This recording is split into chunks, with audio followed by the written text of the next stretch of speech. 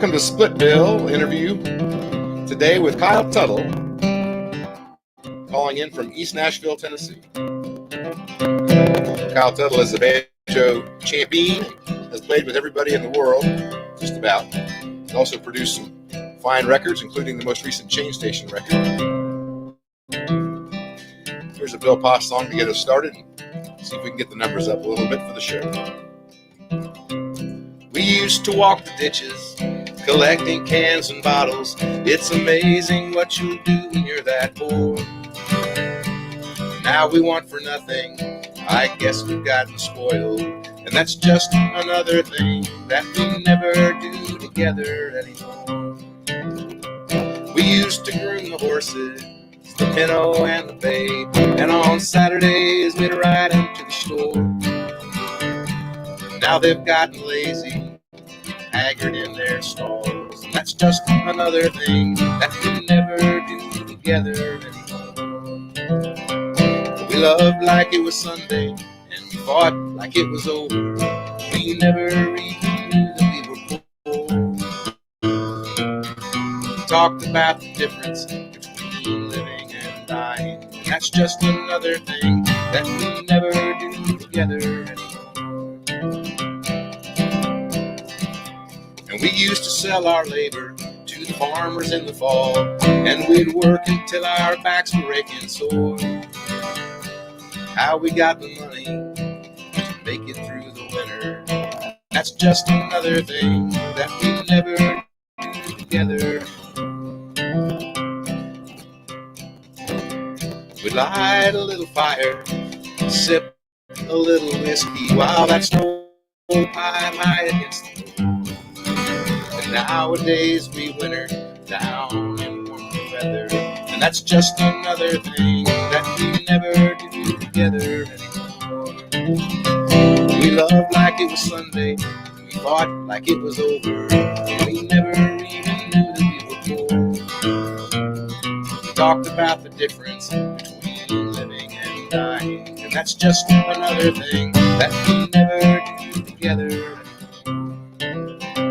That's just a list of things we never do together anymore.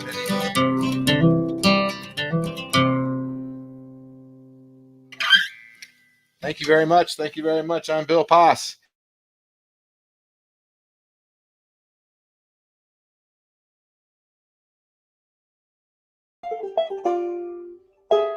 I'm going to wear my glasses because I want to read where people are from. If you want to tell us where you're from, I'll try to keep up. We've got Mark Vonderhart coming in from Cincinnati, Ohio. Hello, Mark. I happen to know that Louise is is the timing off for sound/picture, or is it just my problem? I don't know. It was a little for me. It was a little weird, but now it's back, I think. Okay, well, hopefully everyone can see and hear us. You sound great. Nice tune, Bill. Thank you very much. It's a song I just made up. Not a real song or anything. Ooh, yeah, that's nice. Got to play a little banjo on it. Yeah, right. Send me the track, and I'll send you the track. I had Mike West playing banjo on that, I think, on the record. Oh, cool. Right. Do you know Mike West? I don't think. Okay, he's Truck Stop Honeymoon. He used to be in New Orleans. Now he lives in, I think he lives in Holland now, but he was for a long time in Lawrence, Kansas, and so he agreed to make my record. Cool. Right on, man. Right on. Anyway, he's not a Scruggs banjoist in the way that you are, but he's a good guy and a good banjo player. Right. Can you see everything? Okay, all right. I think we're in good shape. So welcome to Split Bill. You talking to me, babe? I said he's got great hair. Oh, my wife thinks you have great hair. Oh, so thank you very much.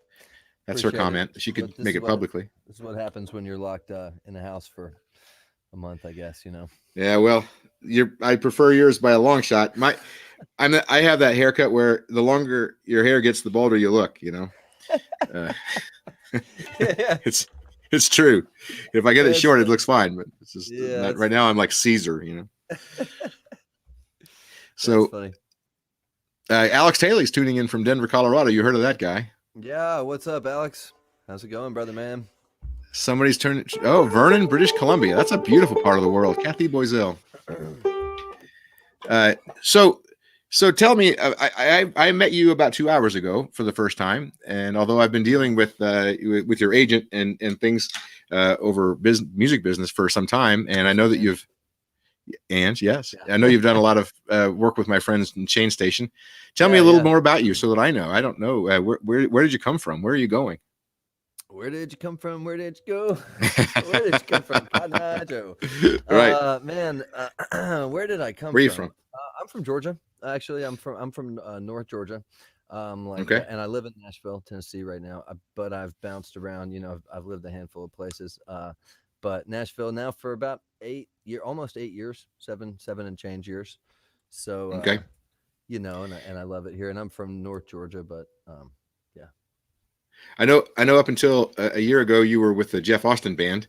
I was. Yeah, And, totally. and what was that? What was before that? Was that Man, I think I know, but I've been I'm not gonna get it wrong. let's see. Before that, I was working. I did a few things, man. I was in Jenny Lynn's band, or her side project, Away from Delamay. I was in. Oh, cool. I worked for a dude named John Fraser for a few years in a band called Fraser Band. It was kind of like a fusion, bluegrass rock fusion band. Man, I did a million things. I was a sideman in Nashville. So Right. to quote the Mike Bubb. Are you familiar with Mike Bubb, bass player? I've yes. Del McCurry band for a long time, and then every other Mhm. gig in the world. But Mike says, if you stay in the business long enough, you'll play them all. And he's right, man. So I kind of spent, before being with Jeff, I spent about 6 years. I spent about 5 years doing the Nashville sideman thing. So Right lot on. of gigs, a lot of traveling, studio work. I was trying to get a guy. I'm losing his name for a second here. The guitar player with Jeff Austin band for some period of time, the last period of time. Julian. Yeah, Julian Davis. Davis. I'm a huge fan, but I have a real hard time remembering his name. I was trying to get Julian Davis to play the Moccasin Creek Festival last year. Oh, and right on, man. Julian's a good and kid. He's a killer guitar player too. oh man, he's hot. He's booked for this year if they get to have it. But his agent said that he would like to do it. Eventually, they said he couldn't do it because he joined the Jeff Austin band. And I said, well, I said, could I get the Jeff Austin band to come to Moccasin Creek Festival? And I was willing. Yeah. I knew what it would cost me, Yeah. and so I made an offer, and they sort of said the money's right, but all we got to do is make sure we don't have a conflict with this other festivals a couple weeks later in Missouri, and they're friends of mine also. But so I said, okay, check back, let me know. So they said, no, we can't do the show. We've got a radius problem. So, What was but anyway, one of those Picking Kansas City. Oh, No, Picking Picking On On. was the one. Oh, okay, gotcha. Yeah. Gotcha. Yeah, and I totally understand. It happens all the time. But anyway, my point is that when Moccasin Creek happened is exactly when Jeff passed, and Gotcha. and so he would have been at our festival. I mean, well, presumably, I don't know what would have happened, but you Sure. can never know what would have happened. But Sure. and so it was about exactly the time that they would have played. Anyway, I thought that was interesting. That must have been quite a blow. Yeah, man. I mean, that's not something anybody sees coming. I mean, if Right. it's something you saw coming, it would be. I don't want to say preventable, but whatever things you would think Right. it'd be different. But anyway, yeah, you never prepared for that. A lot of Yeah, I knew. lot of things you can be prepared for in the world, but that ain't one of them. So I knew Jeff back. I met him when he was in Champaign back before Cool. before he moved out to Netherland, and cool, man. Very cool. he got me some gigs up at the Pioneer Inn, and I would stay at his house and stuff back before Yonder blew up. Sure. I never met a guy who said with such certainty that he was going to be a big star, and sure as hell, 3 or 4 years later, he really was, and it was amazing. I believe it, man. No, he was one of a kind, man, and they don't make them like that. They make them like that very, very rarely. You know what I mean? He had a special. Yeah. He had a very special thing, man. It was really cool. Yeah. It felt really cool to be. It felt in a way to me. It felt like he was like he knew it. It wasn't arrogance. It was more like just like they were waiting on him, and he just had to go. Yeah, But Yeah, you know, yeah, he was a wild man. He was a unique dude, you know. he was, and a rare, yeah, and it was a big loss to our community. So, hey, that's a grim subject, but thank you for talking about it. I Of know course. that must have been hard. Would you lighten up the mood a little bit with some banjo music? Sure, man. Anything you want to hear in particular, or you just Oh, I just no, I don't know what to ask for. But I mean, I know I could probably ask for 30 or 40 songs that we would enjoy together. But just something that would be shake the death out of the air. yeah, I hear that, man. Let me make sure this bad boy's in tune.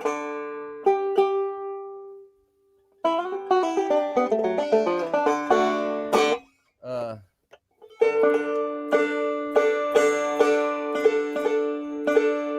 all right, this may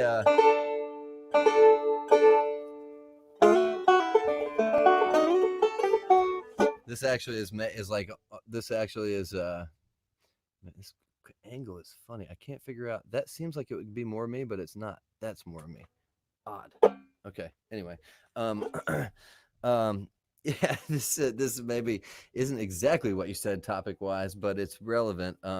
It's a tune of mine, a newish one of mine that I wrote. I actually wrote it. It's not newish. I wrote it probably 3-4 years ago. But I just recently recorded. It'll be out soon on the next thing I do. But it does kind of talk about that topic. Anyway, but it's a little tune. Here we go. It's called "I Wonder." I'll pull one of these things out.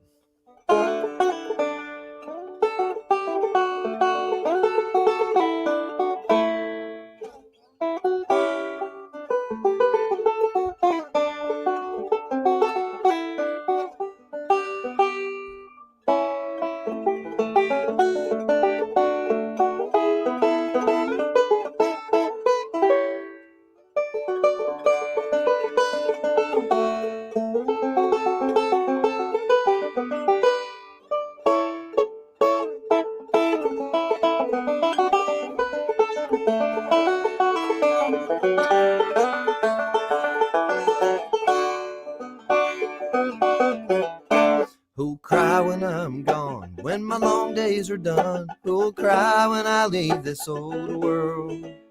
After long bitter years, who'll cry bitter tears for me as I leave this old world? Oh, the ones that I've loved and the ones that I've shown their way through the world in these bodies they own. Oh, I wonder who'll be there to help me come down. I wonder what cries will be heard. Point them up towards the skies and that great big surprise. Oh, I wonder who cries I leave this old world.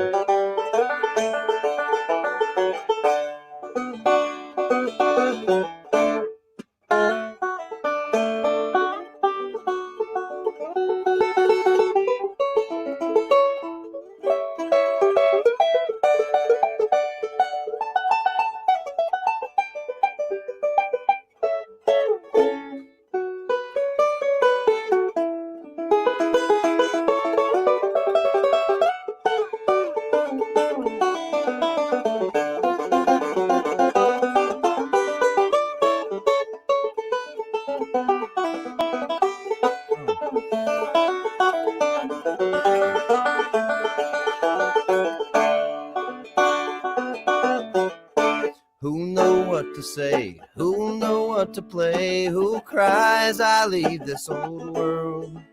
I've read all the text, still I wonder what's next for me as I leave this old world. There's good and there's bad, and there's happy, there's sad, there's pain and remorse, and there's sorrow, of course, and there's a freedom that's granted to each passing soul as that glorious flag is unfurled. I'll be moving ahead, need no more dying bed, but I wonder who cries I leave this old world.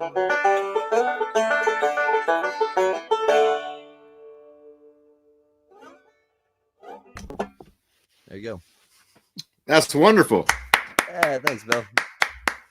That's a newish song. It's pretty. It's fun. It's shit, man. It's probably about 3 years old, actually, but it's newly resurrected, you know, and gotten a new life, man. I never had played it with the band. I actually just wrote it years ago, not considering it to be something I would do out and with a band. You know, I wrote it for a friend, and now I'm doing it. So yeah, it's cool. Dig it. Right on. It's got new legs. Sometimes things work that way, you know. Are you going to record it? I already recorded it. Yeah, actually. Oh, okay. I'm kind of like, so I put out a record. I have one record out. It's like it's been like it's like it's probably about 4 years old now. But I have another one in the can, about halfway done, maybe about 2/3 done. So looking forward to putting it out hopefully by the end of the year or the beginning of next year. Who knows? This whole thing has sort of changed. Obviously, you know, I mean, a lot of things are different. It's like, do you put out music now sooner because it's content that you can sell? Do you put it out later because you want to wait till you can get back on the road to sell it? There's no model, you know, yet. So right. Yeah, I know people have been postponing their releases, and I'm like, you know, if you're going to postpone it, you might as well just pull it for indefinitely rather than setting a date a month from now, because we don't know what's going to happen a month from now. Yeah, well, and if You know? and yeah, and to me, it would almost be that it's like, if you're gonna release it, man, release it today. You know, Right. because you can sell it today. If you release it today, somebody, you can sell it. I don't know, man. Yeah. There's no answers. There's no real Some answers right now. But some of my favorite songwriters are coming out with albums in the last 2 weeks and then the next 2 weeks, and it just feels so different to have the album come out and there's not a tour with it, you know. So yeah, you know, I like to go see him and play and get the record. Oh, absolutely, man. And people talk about, you know, you can still sell the record. Sure, you can still put out the record you were going to put out, but at the end of the day, you're going to sell more records on the road than you would ever sell online ordering in the circumstance. It's like, you know, yeah, people can still order it, but they're Right. not going to buy it at the same rate that they would buy it at the record table. So there's just no Yeah, way around that. and especially you're not going to get in front of people who don't know you already. I mean, you are today. Hey, I You are am today, and today, thank you but for that, Bill. I appreciate it. For well, sure.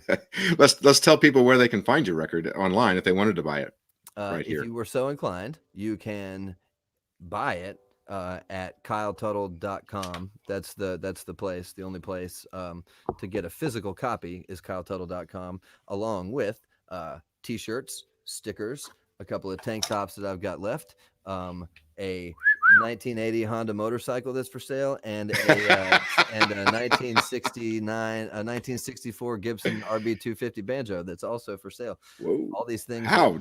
on my merch page on my website, kyletuttle.com. My merch page. Wow. But I digress. Ultimately, the record is the one that you probably would purchase there. So yeah, the record is there, and then of course, you know, you can stream it everywhere that you can stream. Right. Yeah. And that's cool too.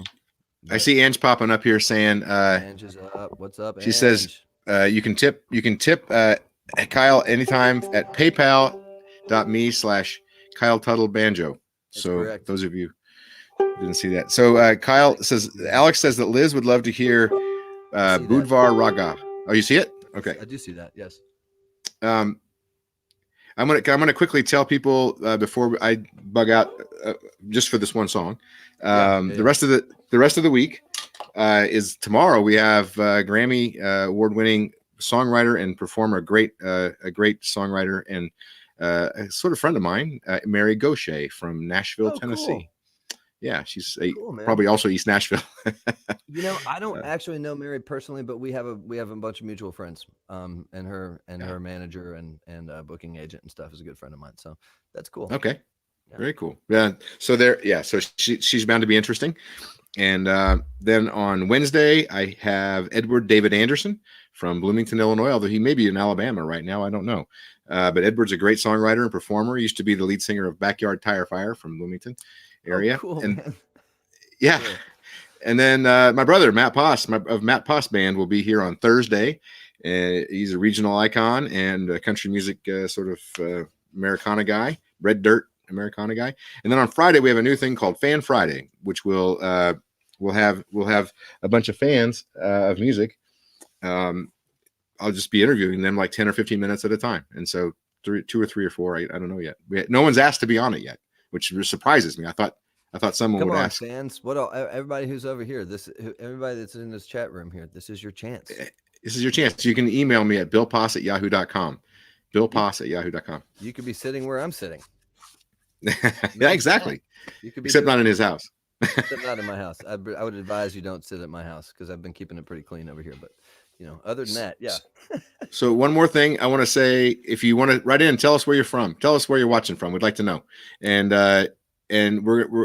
I'm curious if Kyle's going to honor the request of Liz Taylor. Yeah. Okay. I can honor this request. This is a tune that I wrote actually. So that's cool. Thanks. Thanks for the request. I don't know how that works.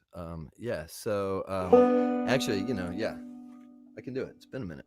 I missed my buddy Jim. Shout out to my buddy Jim Kittleman who helped me. He and I wrote this sort of together, just in a jam one night in my living room. And he plays drums with the project with my band a lot of times.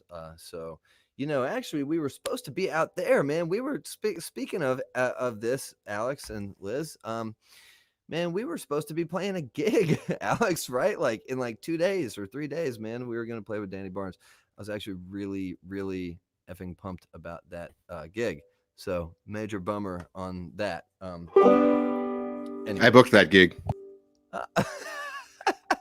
That was awesome. Okay, cool. Well, thanks, Bill. Thanks for booking that gig, man. I'm sorry for all of us that we don't get to do it. But hey, Bill, let's book that gig again. Let's talk about that later. Anyway.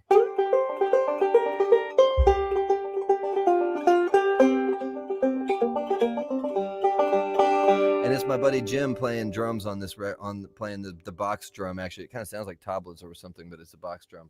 And he lives out in Denver now too. Actually, I should hook y'all up. Anyway, shout out to Jim Kittleman. Here's Budvar Raga.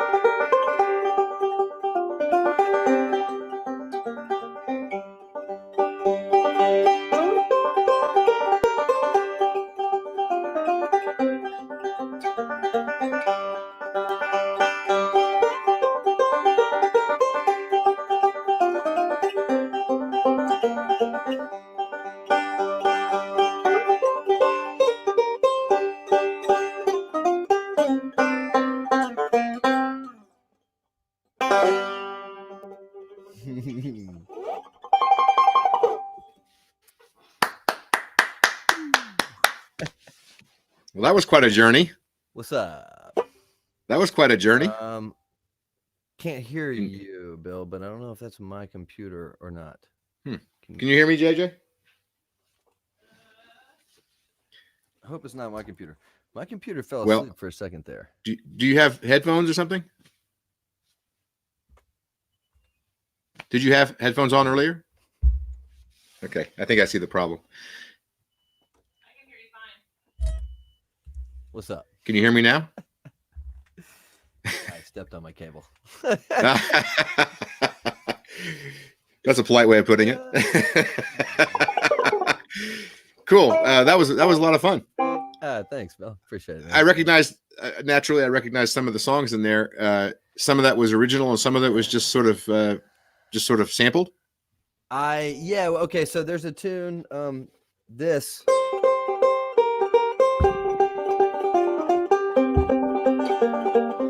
That whole thing and that whole idea is mine. You know. And then obviously. I didn't. Yeah. But it's in the same. Right. It's in the same key, and it fits nicely on the banjo. I like the voicing is really. The voicing that I'm pretty sure is the same voicing that's on the piano on that, with the melody on top and like a harmony note in the bottom. Yeah, it's really nice. So when you play that, I mean, does the band actually know where they're going all the time? I mean, it seemed that there's a lot of changes, or are they following you? I wouldn't have probably. Actually, you know what? I could do that. Okay, so the way that I did that, if you were to like break it down, if I'd had a band, God Almighty, I wish I could have a band playing with me right now. It would have been so much more. Also, it would be like 12 minutes longer if I had a band. That's all good. But like, so the song's in the key of C. My song is like in C minor, sort of. It's not exclusively minor, but it's pretty. You know what I mean? And so it's not as major as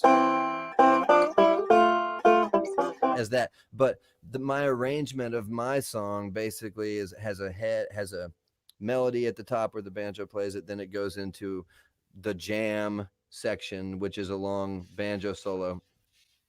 Then after the jam section, which is a long banjo solo, it goes to like a breakdown groovy part. Then it goes back to the head and it ends. So during that breakdown groovy part was where I stuck Lean on Me. Lean on Me. Thank you very much. Partially, I did it right now just because ain't nobody else. I mean, there's nothing for me to do. Right. So I played another song. But if I'd have done that in a live setting with the band, they'd have been able to go with me, I think. Yeah. Because people know that song. The right band. With the right band, not just any band, but with the right band. Absolutely. Yeah. Cool. So, well, we talked a little bit earlier about all the cancellations and stuff, and we have been taking a wait and see approach. Yeah, right. All of our festivals basically have said we're not going to postpone it till later in the year. We're either going to have it or we're going to push it to next year. And that I'm telling that partly because people are listening, and that's true of Moccasin Creek Festival. Yeah. Summer Sundown Music Festival and the Wonder Down Music Festival. And so I mentioned the last one because, you might be there. I might be there. I'm hoping to be there. I'm planning. I mean, let's say at this point, I was planning to be there. And if it happens, I'm still planning to be there, of course. We haven't made any announcements or anything. Yeah. But, right. But I've noticed. But well, as we're waiting, Sure. But sure. but if you're watching this right here, right now, you're probably surmising something that we're not allowed to say out loud. But anyway, so that's October 9th, 10th, 11th, and so I'm hoping I get to see you then. Yeah, I'm hoping so too. I would love that. And I was hoping I'd get to come out and see you play with Chain Station one of those times that you were supposed to be out there with them. I did book that. That's those okay. shows, So that's so cool. First of all, thank you for doing that. Sure. Thanks for putting that together. Sorry it didn't work out. I too am sorry it didn't work out. I do hope that it works out again somehow in some way in the future, or a version of it. Obviously, Danny Barnes gave me my only guitar lesson I ever had. Really? that I paid for. I mean, my Really? dad taught me to play. My Official. brothers gave Your me lots of only lessons. only official lesson. No kidding.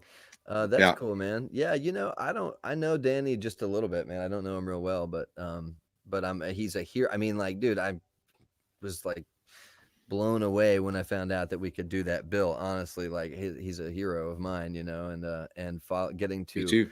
getting to follow in his footsteps in Jeff's band was kind of cool too. You know what I mean? Yeah. Having been a prior person on that job, so that was neat. I was a huge fan of the Bad Livers before I knew who Danny Barnes was, or Cool. Mark Rubin or anybody. And and um, Danny, of course, Danny was the main songwriter in that band, I think, Right. and I loved him as a songwriter, and I didn't realize that he was a banjo legend. I mean, I loved the banjo playing in it, Sure. but that came later for me. I I think the way that's interesting, man. I think the way that I got into Danny actually is basically because Yonder plays a handful of his songs, the Dusters play a handful of his songs, and so like I was going to see Yonder Mountain String Band in 2000. I probably saw my first show in 2003, um of that band, like whenever they would make it down south, whenever they like basically I was like in high school, so when they could make it to like the Variety Playhouse in Atlanta and the old Georgia Theater in Athens, I would catch shows, those whenever they could do those shows, which was like every spring they would do it, and then usually like again in the fall. Actually spent my 18th birthday. The Yonder was playing at the Georgia Theater in Athens on on the night before. So like I was turning 18 at midnight, and you got to be 18 to get into the place. And so like Oh man, I bought a ticket anyway, man. I just went up to the door, and I hand the door guy my ticket and my ID, and he sort of looks at me and looks at the thing and just like, come on, come on in, man. And I was like, close all enough, right, huh? yeah, close enough. So I actually like turned 18, like on the stage, the old Georgia Theater, man, there was no rail or anything like that. I mean, and they were small. That was a small band still at that time. I was like on the floor, So Awesome. yeah, but anyway, so sorry, I sidetracked. Danny, they're playing Danny's songs, and so that, and then along come the String Dusters, and they're playing Danny's songs. So that was sort of his songwriting. Essentially, was my introduction to him too. And then once I saw him doing his thing on the banjo, I was like, okay, this is wild and weird, and I gotta figure out what that is. But the songwriting is its own thing, man, for sure. Yeah. I'll tell you a very funny, short and funny story about Danny Barnes. The worst gig I ever played was I was touring with the Fred Eaglesmith Traveling Steam Show, and Right the on. guy who was the guy who was putting the show on was a novice. He didn't know what he was doing, and it was in Frankfort, Kentucky, just outside of Frankfort, Kentucky. And he called us and asked if he could add Danny Barnes to the gig to try to help sell tickets. And I'm like, that's not going to help sell tickets probably where you're at if you're not selling tickets already, but okay, whatever. I mean, whatever. And so he added him. So then he was panicking in the days leading up to the gig because he'd only sold 15 tickets. So he made an announcement that because the school, the show was taking place in a school gymnasium. So he made an announcement to the town that kids were free, that kids could come for free. Yeah. Right. So all the parents just dropped their kids off at the gymnasium and left. And so the kids are like throwing dodgeballs at each other and shit. Dude, that is awesome.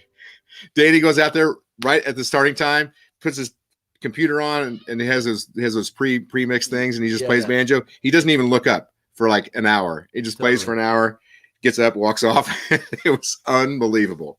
Dude, his one-man banjo show with all the computer rig and shit is so cool, man, and inspiring.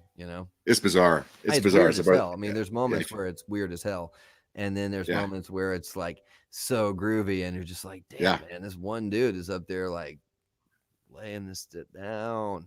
It's cool. Laying it down and dodging the dodgeballs. And dodging the dodgeballs. Dude, what a that was trippy. Wild. Yeah, that's trippy for sure. Cool. So do you tour most of the year? Man, I yes, I do. Between between, you know, the last 3 years, I had a pretty full schedule with Jeff. We were doing like 100 shows. We were doing just shy of 100 shows a year, like 90 something a year. And then, you know, that's not. I mean, for me, that's not too much. I love it. Like I can do more than that, you know. So I still had time to do little runs with my band, you know, in between those things.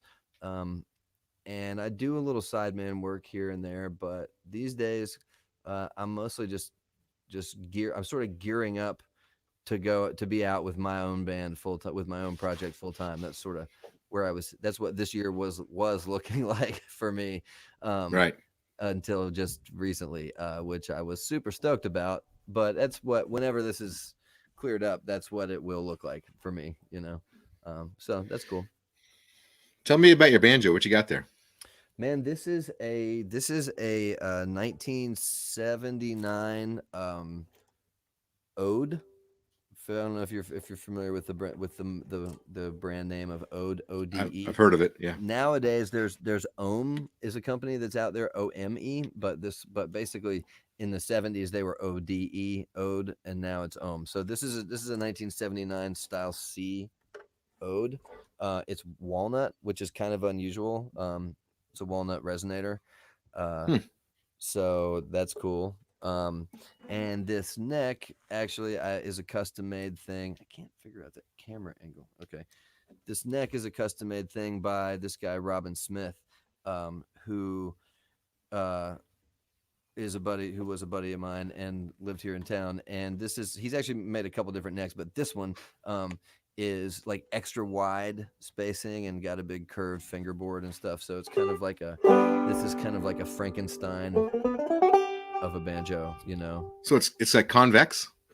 Um, yes, Let me say it's convex. curved. Like, Correct. It's curved outward, and the bridge also is convex. Like rather than being flat, I don't know how much. oh Damn, wow. why is this camera so weird? Um, Yeah, we can't really see that. I can't anyway. But maybe anyway, some people can. it's a convex instead of being flat. Like the strings aren't on a flat plane; they're on Right. a you know, a little bit of a curved plane, which is more Like a fit. ergonomic. I mean, Yeah. think about the way your hand looks, you know, on the thing. I mean, your Right. fingers aren't flat. Your hand's a curve, so Right. the neck's a curve. But that's not standard. That's not standard for that to be the case, right? It's not standard, no. Right. Okay. So you had him make that special. That's really cool. And is that's all? That's all the fretboard. Correct. Yeah, the whole fretboard. Yeah. And is that what is it? Rosewood or what? Ebony. Ebony. Yeah, it's an ebony fingerboard, and it's kind of cool. It's actually a mashup because it's this design is. God, why can't I get this right? This peg head shape is a Gibson thing, but the inlays that are all over this Yeah. are from the Ode neck, right? Like the same Right. kind of inlay pattern that was on the Ode neck, but the Ode neck had some different. It was a little bit longer, it was a little bit thinner, a little bit less comfortable. So I basically had him sort of custom build me this shape thing and kind of put the inlays on it that were on the old one to give it a little bit of that aesthetic vibe, you know. You know, it's occurring to me too. He had to probably hand sand every one of those frets. Oh yeah, absolutely. Oh, it's all handmade. But I mean, it would, even if it were going by some other standard pattern, it would all still be at this level. This Right. guy's work is all was all handmade. I mean, it's like the highest end of high end stuff. You Right. know, I'm gonna say that banjo is worth at least several $100s. it's man. I mean, if you got 100, if I can get $150 for it, I might share it. I might sell it. You know, but What's your PayPal? yeah, exactly. PayPal. There is a banjo on my merch page for sale, but it's not this banjo. That's for damn sure, man. This one is a baby. Actually, a cool story, even a cooler story, man. This neck is custom made for me, you know, so it's a one of a kind thing, like I said. But this part's called the pot for people that don't know much about banjos. Happy 420. This is a pot. Here's your pot. This and the original neck, the original Ode banjo actually belonged to one of my best buddies, Richard Barrett. He's a friend of mine in Asheville, North Carolina now, but I grew up with him in Cumming, Georgia, where we're from, and he was kind of the first dude that I was like playing bluegrass music with and having a real good time with it. This was his dad's banjo. His dad's a banjo player. And I was like playing it. I had it like on loan, and I was like, you gotta sell me that banjo. You gotta sell me that banjo. He was like, man, I've had it forever. I'm never selling it, you know?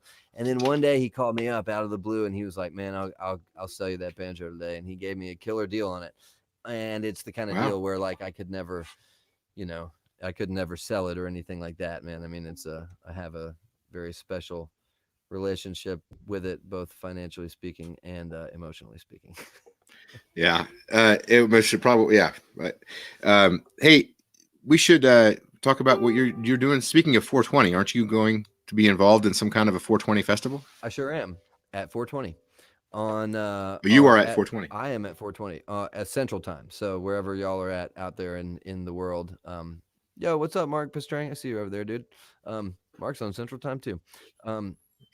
We would be yeah. So like basically we'll finish up here and I'll have 20 minutes to go do I have no idea what and then go and then head over to this this other stream. So my buddy Derek with Picking On probably put this together, and so I'm stoked to be a part of that, man. Have a little something else to do. I think I saw Alex Taylor and John Pickett are going to be on it as well. Yeah. So what's your relationship with the Chain Station dudes? I mean, you know them just because I'm their booking agent.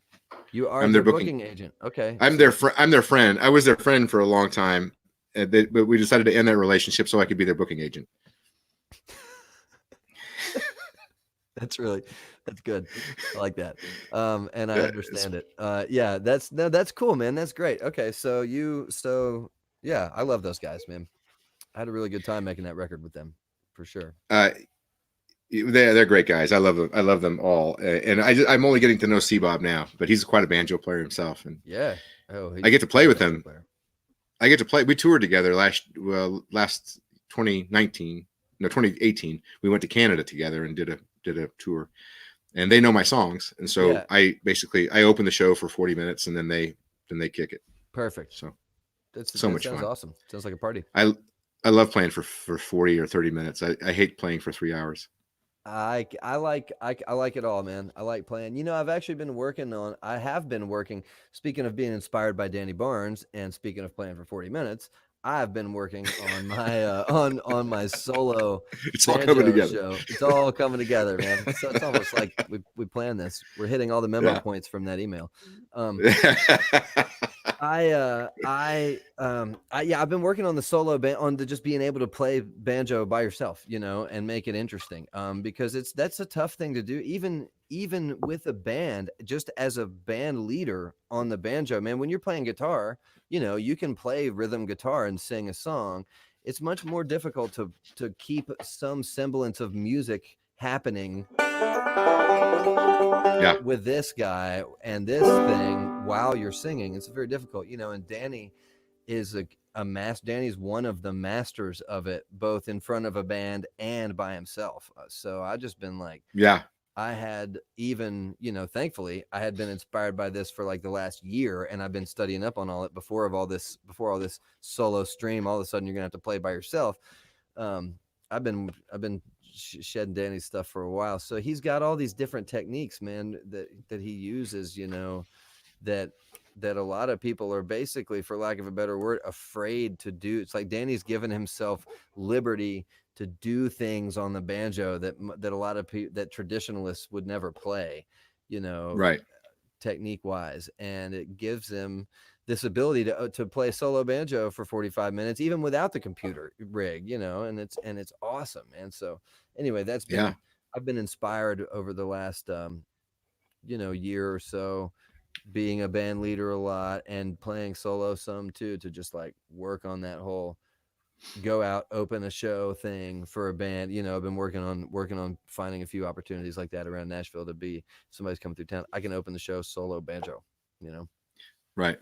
Which is cool. I was gonna make the obligatory banjo joke, which would be, in this case, if you're gonna play the banjo, you should get used to being alone. That's a pretty good one. Nah, I don't know.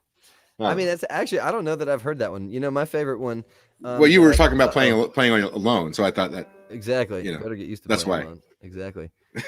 I didn't mean to interrupt you. I was just gonna say my favorite banjo joke, which I don't even know if it's a good one or not.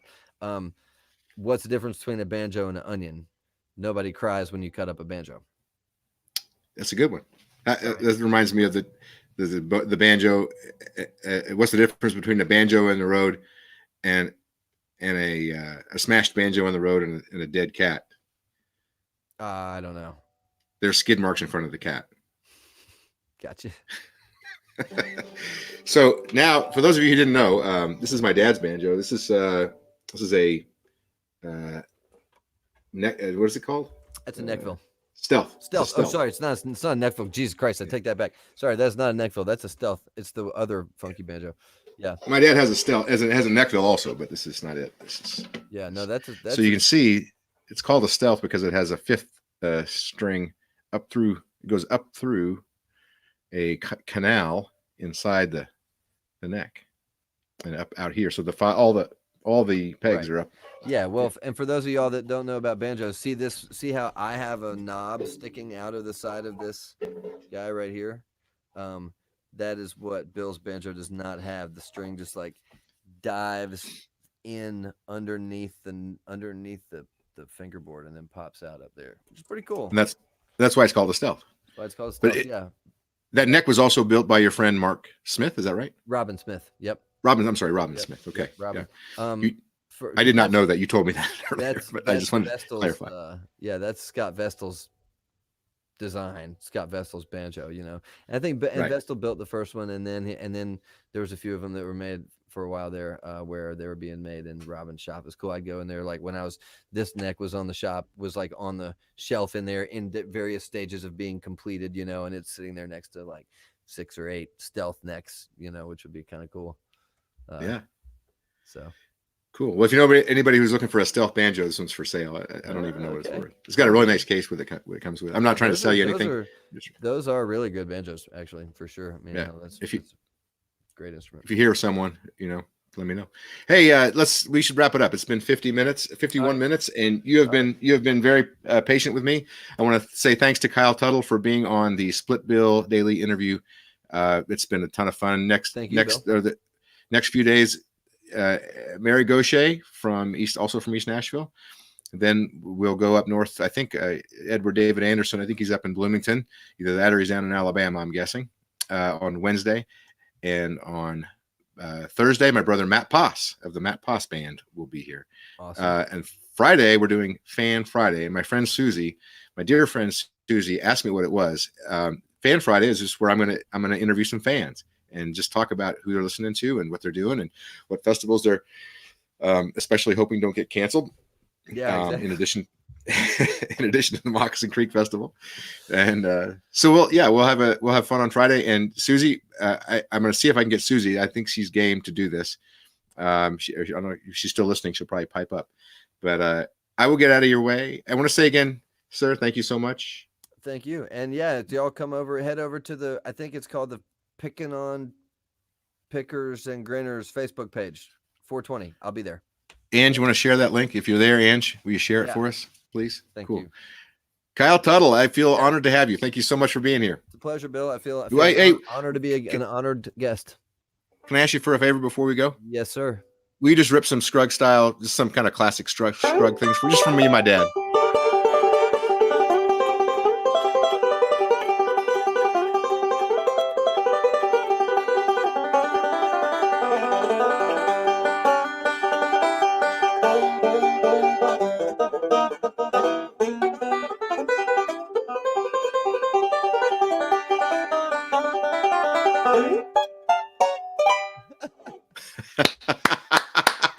That's wonderful.